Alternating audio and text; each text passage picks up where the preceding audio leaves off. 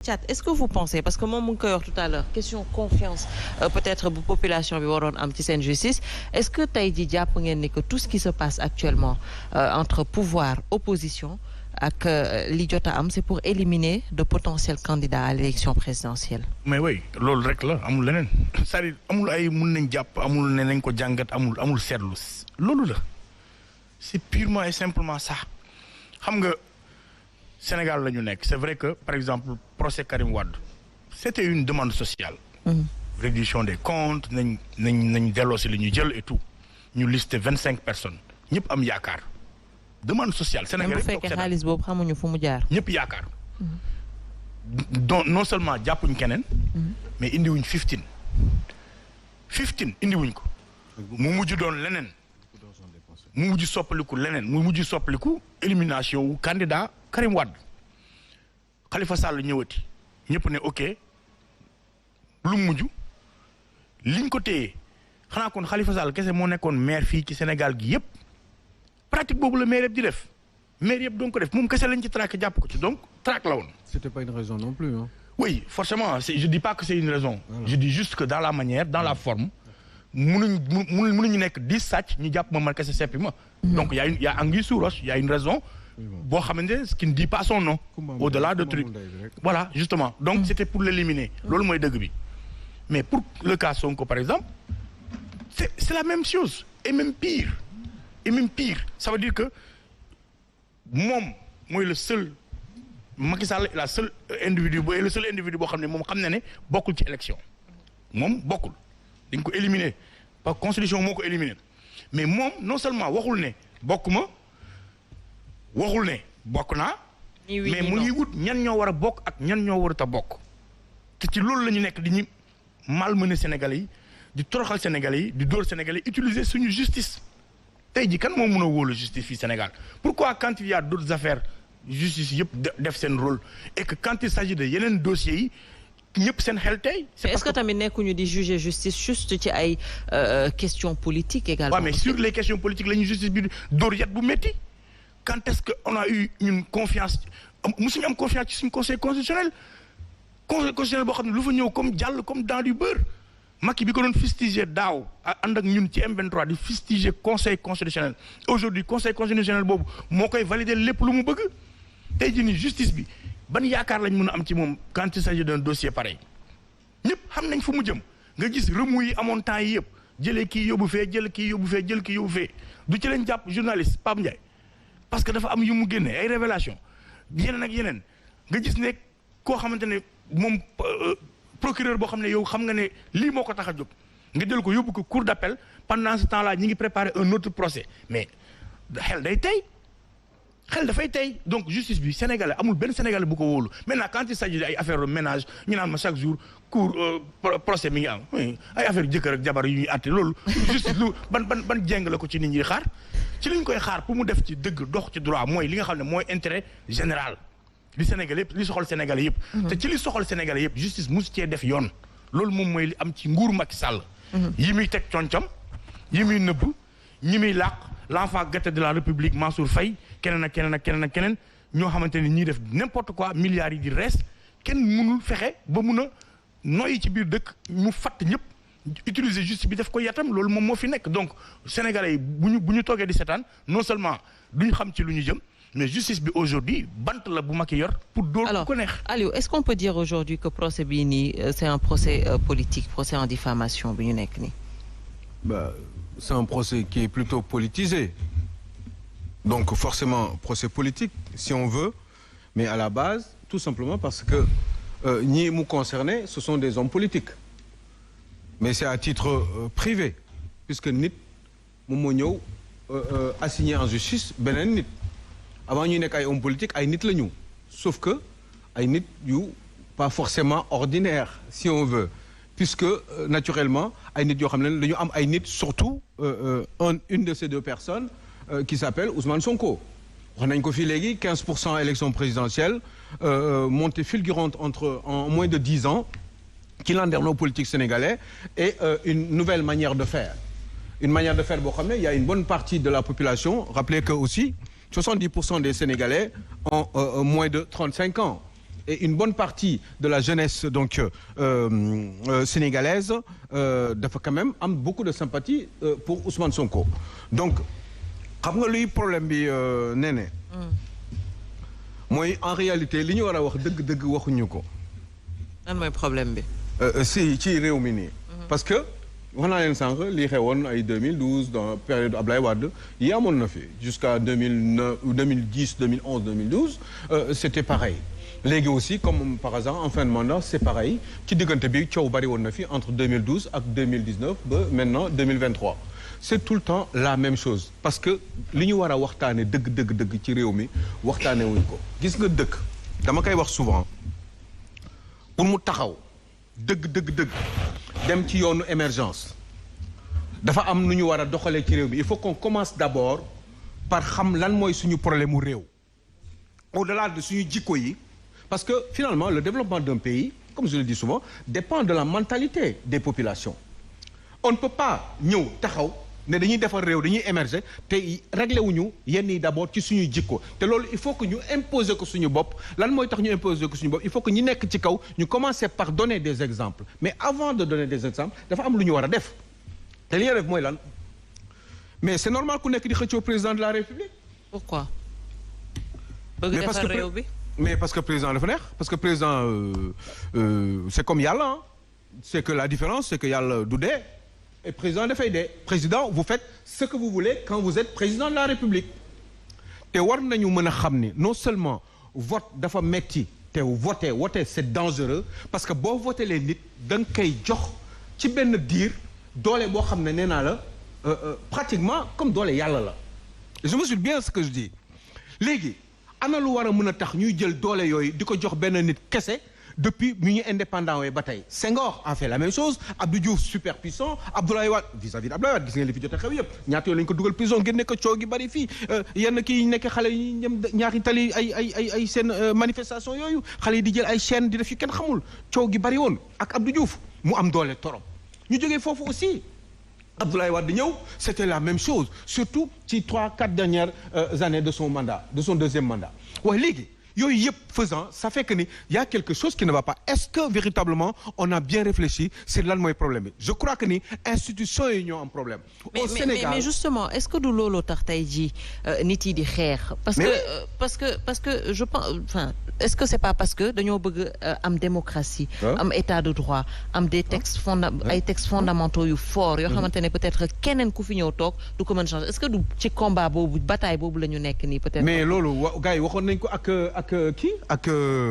Macky Sall mais ça n'a pas changé Abdoulaye Wade daan na ci wax bi mu nekkee dans l'opposition il y a quelques textes yu ma doon lire ak ñoom Fara Ndiaye. ça veut dire que keneen ku ñëwaat même chose lay nekk. mais man xam lu tax parce que il faut que ci biir déjà ci ñu fu ñu toll nii ci réew mi ñu commencé di wax ci yenn yi un président de la République est-ce que war na moom kese déjà rek loolu xaw ma ndax lu tax choqué wu leen di nommer moom lui tout seul aux emplois civils et militaires un président de la République war na moom. est-ce que xalaat ngeen ni warul am benn espèce de échange buy am entre ñaari pouvoir yi maanaam président bu xalaatee ni Néné Aïcha dama la bëgg a fal béréb sàngam c'est une zone c'est un poste stratégique est-ce que waru ci waxtaan nag avec l'Assemblée nationale ci benn commission boo xam ne dañ koy créer ci biir Assemblée nationale mais pas cette forme d'Assemblée nationale que je vois là où ku nekk mën nga fa dugg su ma yeewoo suba teel léegi bu ma neexee man président de la République ñi fi toog ñii ñëpp ma def leen député bu élection jotee ñu changer le mode de scrutin au Sénégal ba nga xam ne dootoo waxati man diw moo ma fal nga xam ne boo duggee biir Assemblée nationale te idée yaa ngi fi te pourtant kenn du ci wax le type de scrutin il est mauvais pourquoi du ñu dagg Sénégal en autant de circonscriptions électorales maanaam 165 députés la ñu dagg Sénégal en 165 circonscriptions mu am un système à 2 tours képp ku mu neex ku nekk dans des conditions am le profil amuloo benn gàllankoor nga nekk candidat ci biir kii bi avec peut-être ñu def un petit peu de filtrage ba nga xam ne du 10-20 personnes ci benn circonscription boo xam ne 5 députés moo fay génn ay 50 personnes di fa bokk parce que il faut aussi ñu économiser xaalis bi yooyu yëpp faisant ay xalaat la yoo xam ne waroon nañu ko mën a def nga xam ne képp ku génn ci commune ci circonscription électorale boobu da ngay dem biir Assemblée nationale te yaa fay yóbbu sa bopp képp koo xam ne nag même boo bokkul parti politique am nga droit ci sa gox ni nga mënee nekk maire demander pour nekk maire nga demander pour nekk député à l'Assemblée nationale waaye léegi yooyu yëpp dina gën a joxe liberté gars yi mais fii tey nii mais mënoo ma ne Macky Sall mënul jël ay 50 personnes jox leen poste pour ñu nekk député ba pare ñoom ngeen di ñaawlu le fait que ñu naan ñoom député Macky Sall lañ Ousmane Sonko mënul jël groupe am jox ay nit def leen député parce que moom moo ko bëgg mu def leen député ngeen ne ñooñu du ñu député Ousmane Sonko Khalifa Sall ça va être la même chose Abdoulaye Wade ce serait pareil donc loolu mooy continuer ba tey et vous voyez bien Macky Sall mi ngi koy def mais c'est pareil dans l'opposition Ousmane Sonko ku mu bëggul mu nekk député ci biir Yewwi doo ko nekk Khalifa Sall c'est pareil ñoom ñoo ci waxtaan ci seen biir ñoom ñaar wala ñetti leader et ils ont décidé kan ak kan ñoo war a nekk ci yenn positions yi. on peut préciser maintenant. Voilà. Il termine juste après, je vous donne la parole. Bah, je sais plus. Hein. C'est quoi le problème? Allez-y, Aliou. Hein? Terminé. Non, parce que vous m'avez coupé. Je croyais que c'était. Non, allez-y. Voilà les meilleurs. Hein? Allez-y, je vous écoute avec plaisir. D'accord. Donc man, li ma intéressé, moi que ce pays-là, ñu wax parce que gis nga. Alors. C'est pas parce que c'est comme avec je vous tiens sur la barbichette vous me tenez sur la barbichette ñuy xoolante ni ngay xool may xool ngay xef may fex démocratie noonu la war a doxee ñuy xoolante teg mbir yi ñëpp li si teg seen bët yooyu pour mu am dafa am loo xam ne il faut ñu lijjante ko sa njëlbeen mooy institution yi un président de la République est trop fort en Afrique au Sénégal moo tax gars yi di ko xëccoo moo tax boo changé boo nekkee ci opposition bi nga xëy yeewu nekk président de la République booy seet at yi li muy gën a dem ngay gën di changer. Parce que fi ñu lay teg la parce que dayoo bi ñu lay jox la il faut qu'on change le système déjà. Et je pense que pour que ça change. il faudrait des candidats ñu inscrire ko ci seen programme. que changement am alternative am qui est élection. mais vous pensez Néné Aïcha que la limitation des mandats mooy problème ci réew. surtout un pays qui est en voie de développement un pays boo xam ne dañu ko war a tabax xalaat ngeen rek fii yéen seen akulaay taala ni changer mandat tey Macky Sall mi ngeen gis ni tey jii nii. gouvernement bi nit ñi nekk ci moom nii. Abdoulaye Wade bi muy daanu il avait 36 ministres gouvernement am 34 tey yi ngi ci Macky Sall si c'est pour changer tekki nii rek et que mbir mi changé wul en profondeur. un changement de fond ça ne sert à rien. Ils sont tous pareils ils se changent ils s'inter-échangent ils font pareil. ñoom ci seen biir la xam nga lan la ñu war a def. tout le monde est d'accord mooy waxtaan ci suñu biir xool lan mooy problème bi d'abord. kenn du ñeme fii est-ce que gis ngeen chef de l'opposition yi patron yi. kenn ñëw taxaw ne léegi nii ñun dañuy wan doole président de la République Sénégal ñu ne dañuy changer façon yi fale ngi assemblée nationale yi mais ñoom mënuñu ko def sax parce que ñoom seen bopp ñi ngi choisir ay seen député bopp pour yóbbu leen assemblée nationale. d'accord boo fa demee député pire kan la woon kan moo ko fa teg xanaa du Moustapha Sy moo tax boo waxee dara Moustapha Sy mu saaga ko wala mu doon ko c'est normal comportement yooyu attitude yooyu non c'est un exemple parce que moo xewoon assemblée nationale mais d'autres exemples mi ngi fii boo waxee dara diw Kouamati day d'accord il faudrait oui loolu façon mentalité boobu état d'esprit boobu moo war a jeex il faut qu'on soit libre dans nos têtes très bien Aliou il faut pas qu'on soit trop dépendant dans ce pays là et ñun booy xool même bu ñuy dépendre même dans l'opposition sax bi ñuy préparer nit dañ koy def comme président alors que nit ki yegg ko fa sax alors que moom nekk du président dañ koy préparer pour mu nekk président dafa am ay attitudes ay comportements ay doxalin un président qui surveille ses cadres mais des cadres aussi qui surveillent le président qui le prépare ci ay attitudes ci ay comportements ci ay doxalin ba nga xam ne bés bi mu yeggee ci cappaandaw ga coow dootul jibati Lamine Bara parce que ce sera que du filtrage naturel. Lamine Bara utiliser la justice pour éliminer des candidats êtes-vous d'accord avec cela? Merci Néné, j'écoute avec beaucoup de plaisir mon frère Aliou. Que tu vas venir animer une conférence devant les cadres de la paix sur la réforme des institutions. Beaucoup d'argent. Merci. Bon déglu naa sànq mon frère de Gëm Sa Bopp mais xam nga Néné dossier 94 xaw ma 29 milliards yi. C'est pas gratuit le fait que le PASTEF di agiter ce discours. Pourquoi? Parce que bi ñu ñëwee Saliou là où je suis pas d'accord avec vous dañu andi ay réformes teg ay instruments yu transformer tey Sénégal jëlal le PUDC on a eu des lourdeurs dans le circuit administratif. Le président a eu l'ingéniosité de créer cet instrument-là PUDC. Moi je suis un enfant ci monde rural bi àll bi laa jógee. ñaata forage ñaata maternité ñaata la ñu recruter ñaata piste la ñu xaal. mais Lamine, tu es dans c'est ça qui a réformé. Je viens Saliou non laissez-moi parler moi quand vous parlez je vous écoute. Je viens au dossier des 29 milliards dama leen wax lan moo tax Pastef agité loolu. lan moo tax. ñu ñëw. Pastef moo ko mujjee nga jël yeneen instruments yu ñu teg. Poumon au niveau des frontières. Tout ça on connaît. Promoville. Tout ça on connaît. Ce qu'on a fait. Mais tout ça on connaît. Ça a impacté oui ou non sur le vécu des Sénégalais. Quel est le rapport? Je viens maintenant au 29 milliards. Quel est le rapport, oui. Bi ñuy créer les PRODAC. c'était lan jeunes yi dañ doon jël mbëkk mi ay milliers di dem ci géej gi di dee. jusqu'à présent. mais ba léegi ñu ngi fay dem ba léegi am na. mais le président a eu cette ingéniosité. ñu def le montage mu commencé impacter Itato. CFA. Kër Massar est en chantier. Kër Massamba Kane est en chantier. Ne dites pas que les domaines agricoles c'est du mort non parce que du ngeen génn Dakar. Vous voyagez pas, Saliou. Non, non, vous faites pas le Dakar, vous faites qu'à Dakar, c'est une Saliou. Il faut aller à Itato. Il faut aller au dock de CFA. Lan moo tax ñu soulever cette question. Il faut aller à Kër Samba Kane. Lan moo tax ñu soulever cette question. Les taxes avancent. mais non les avancent. Mais pourquoi maintenant ñu ñëw agiter ko? Non, dag yi dafa waroon a pare. Saliou booy wax dama lay déglu. Vous êtes 5 à parler, je vous écoute tranquillement. Laissez-moi parler, je t'en prie. Allez-y, sinon je vous laisse mon temps de parole. On vous laisse parler, allez-y. Il faut être pour toi quand même, Saliou. Allez-y. Je vous écoute difficilement, écoutez-moi difficilement. Allez-y. C'est ça que j'ai dit. Je t'écoute facilement. Donc bi ñu tegee dag yi mu commencé impacter sur l'emploi des jeunes. Oui. Ak la productivité agricole. ñu xam ne lii bu jógee xëyu ndaw yi ñu xam ne c'est un programme important. Non mais je veux comprendre le rapport. Il faut qu'il arrête quand même. Sëñ Saliou, Moi je peux se s'il vous trouver plaît. sur ce registre-là. Il faut arrêter. Quel est le rapport, Lamine Bara? Quel est le bi ñu rapport entre xamee ne tout ça? teg nañu programme boobu et que commencé na impacter dans le domaine agricole. Oui.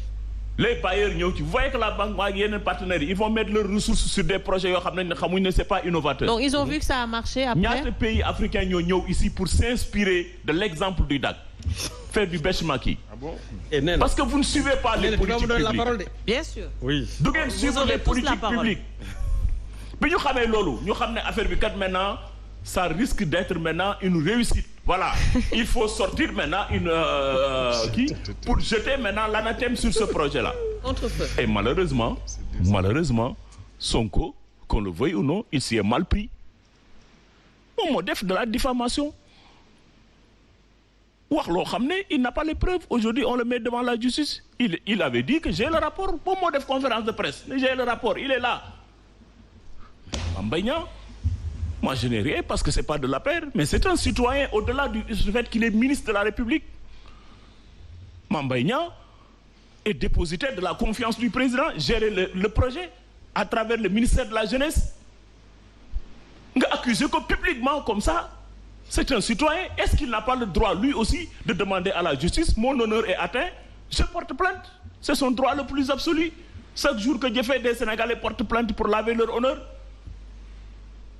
C'est ce qu'il a fait, mais monsieur Gaye, on est d'accord, on va porter plainte pour laver ton honneur. Mais je veux dire, ci espace politique, quand même, on a vu combien de fois ay nit yoo xamante ne yenn kàddu yi ñu koy waxaan et pourtant on laisse passer. Est-ce que pour de tels propos mën nañ tey dem ba nit di perdre ay droits civiques am pour ne pas participer à des élections? Comme on le dit, la loi elle est dure, mais c'est la loi. Bon, de fait, diffamation, moi je ne suis pas juriste. Juriste, tu as 10 jours. Est-ce qu'il n'y avait pas d'autre manière de régler cette question? J'ai dit, tu as 10 jours pour apporter les preuves. Si vous n'apportez pas les preuves, vous allez en procès. Et ce qui est en train d'être fait, est qu'on le veuille ou non. Oui. Les avocats de Sonko, ils utilisent ce que la possibilité que leur donne le code pénal. La justice a coopéré. Même bien récemment, quand ils ont évoqué des questions de santé, pour santé, mais la justice a reporté pour le 30. Donc, qu'on le veuille ou non, le juge est clément et il suit la procédure. Mais c'est ça le problème. Mbaye Niang est un citoyen sénégalais. Il a le droit de porter plainte pour laver son honneur. Attendons de voir ce qui va arriver. Tout le problème, c'est ça. Parce que si le gouvernement a un instrument, il commence à changer Sénégal radicalement. C'est Saliou. Le stade du Sénégal là est là. Quand Sénégalais a inauguré l'équipe nationale jeu fauve, si tu es un Sénégalais, la fibre citoyenne va bouger. Le centre Abdou Diouf aussi, hein, mais ça nous coûte. C'est ça la vérité, mon frère. Gouvernement, vous faites politique publique, de go ben, c'est Saliou, je vous mets à l'épreuve. Vous n'entendez jamais un opposant nous apporter des critiques avec des offres politiques alternatives. Ah non. Mon frère de Gumsepop, Macky Sall, troisième mandat, Macky Sall, troisième mandat. Tout le discours c'est autour de ça. Vous pensez que nous, de la PR et de la coalition, on a peur de perdre le pouvoir? Bien mais sûr, vous vous trompez. Dans une démocratie, sécurisez vos arrêts. L'élection ou bien la défaite, c'est normal, c'est les règles d'une démocratie. ku bañ ñu dóor la bul yore réew. Macky xamul loolu de.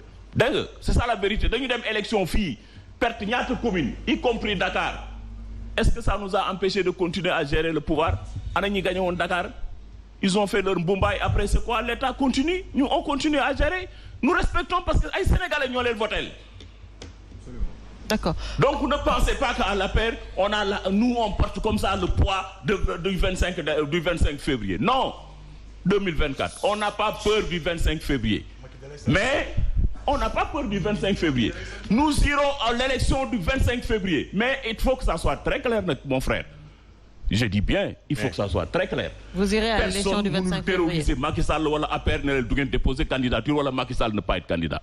Si vous pensez que vous pouvez chauffer ce pays, brûler ce pays parce que Macky Sall ne fera pas candidat, allez-y, on verra. C'est ça la vérité. C'est ça la vérité. Et pourtant la même chose s'était passée en 2011. J'ai dit élection présidentielle affaire ou Ken nit la. Non non. Si Macky Sall dépose, personne ne peut empêcher Macky Sall, s'il le veut, de déposer sa candidature. C'est grave alors. S'il dépose sa candidature maintenant, nous, sur une partie, nous apprécié. Mon point de vue n'est pas important. Moi, j'ai dit plusieurs fois. Contre troisième candidature. Mon frère, non, nous, j'ai pas peur de revenir sur 2011. Nous étions ensemble, Tchad, à la place de l'Obélisque. J'ai dit, je reviens sur ça. Je te réponds tout de suite. Répondez, s'il vous plaît. 2011, nous sommes dans la place de l'Obélisque. Oui, la candidature d'Abdoulaye Wade, la troisième candidature d'Abdoulaye Wade. Ok, nous avons Conseil constitutionnel décidé valider la candidature d'Abdoulaye Wade. Nous avons élection. Le 25 février également, vous Macky Sall déposé candidature. Conseil constitutionnel de oui, nous avons élection. Non, même tout avant Abdoulaye Wade de déposer, nous avons mais bien sûr, nous étions contre. Qu'est-ce qui a changé entre-temps?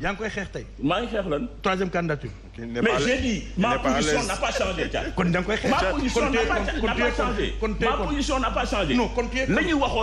La constitution, je te dis pourquoi ça a changé. Pourquoi il y a une différence? Parce que nous, constitution, 2011, la constitution, Abdoulaye Wade dafa indi ay constitutionnaliste. Nous avons le droit de déposer. Abdoulaye Wade a déposé sa candidature. J'ai dit, nous, ce jour-là, nous avons arrêté de faire campagne. AFP? Oui. Non, attends, on a arrêté de faire campagne. D'accord. Et Macky Sall a dit, je vais en campagne et je vais aux élections. Alors, Lamine Bara, si tu veux venir sur mon cas, moi je l'assume. Si tu veux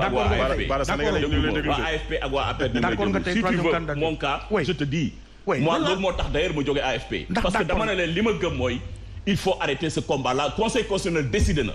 Qui période Bob man la Macky Sall recevoir. D'accord. Et je suis allé à la paix. Très bien. Et on a mené le combat, on a battu le PDS. Alors. Mais ne pensez pas que nit man nañu terroriser pour que voilà nangam na dañuy tal fi Dakar tax ay pneu Macky Sall du déposer candidature. Saliou. Si Macky Sall dépose sa candidature, bëgg bëré bañ bëré. Alors, s'il y a des gens